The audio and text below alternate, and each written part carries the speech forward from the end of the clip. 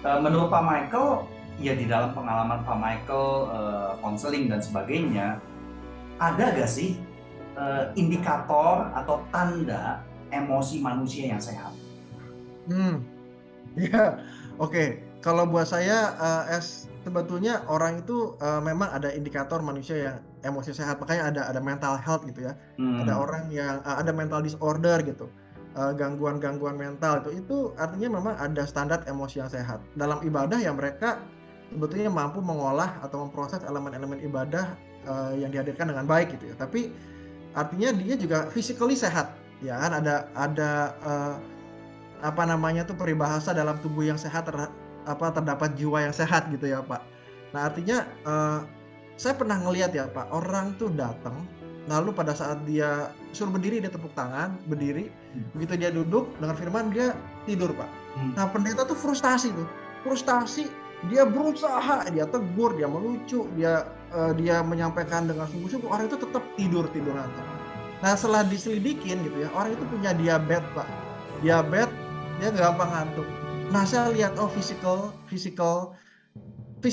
orang sehat atau enggak itu juga mempengaruhi bagaimana dia menyerap ibadah gitu. Itu baru secara fisik gitu, Pak. Ya, ya. Tapi juga keseimbangan kimiawi tubuh gitu ya, hormon-hormon gitu, serotonin yang bikin orang tenang, rileks gitu, oksitosin yang membuat dia merasa dicintai, dihargai, diakui, dikasihi gitu ya.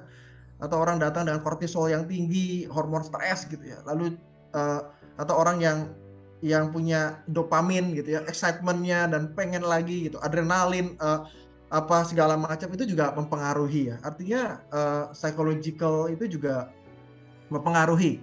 Ya tadi yang sempat kita ngomong di awal bahwa ada subjective experience gitu ya, pengalaman dia gitu ya. Saya pernah menemukan orang yang datang dari suatu negara ya, dia datang sebagai refugee gitu. Maka ada area-area tertentu kecemasan-kecemasan yang tinggi yang membuat dia takut gitu. Nah, itu kan sebenarnya subjective experience gitu. Nah, elemen emosi itu dipengaruhi. Lalu psychological response gitu ya, bagaimana eee, dia itu misalnya merasakan kecemasan kah atau tadi dengan segala macam hormonal yang muncul juga, itu juga mempengaruhi gitu ya. Juga behavior response, bagaimana dia mau merespon dalam ibadah. Jadi pada saat orang diem, nggak mau nyanyi, nggak mau angkat tangan, itu juga pasti mempengaruhi emosi. Jadi memang emosi itu perlu apa ya, dibangkitkan sih, dibangkitkan. Bagaimana, dia itu secara physically dia prepare dirinya gitu ya. Orang yang datang ngantuk ke ibadah, lalu orang yang mempersiapkan diri dengan baik, itu memberikan pengaruh emosi yang berbeda gitu ya. Eee, apa yang dia makan, pengobatan yang sedang dia lakukan mempengaruhi juga. Jadi orang tetap perlu mempersiapkan diri dia dalam ibadah, sehingga range emosinya itu menolong dia juga, secara spiritually grow. Ya, ya, Kira-kira itu sih, Pak. Aduh semoga menjawab ya, Pak. Ini ya, saya ya. ngomong Apa memang nggak gampang juga untuk menangkap clue seorang itu emosinya sehat atau enggak ya, sebenarnya nggak gampang juga ya.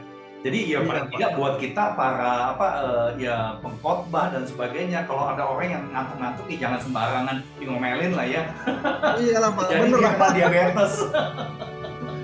Iya iya iya, padahal dia perlu, sebuah encouragement, perlu sebuah Betul, betul. penerimaan di situ. Iya, iya, iya. Iya, kita perlu Well, iya, perhatikan. iya, iya. Oke, oke, thank you so much.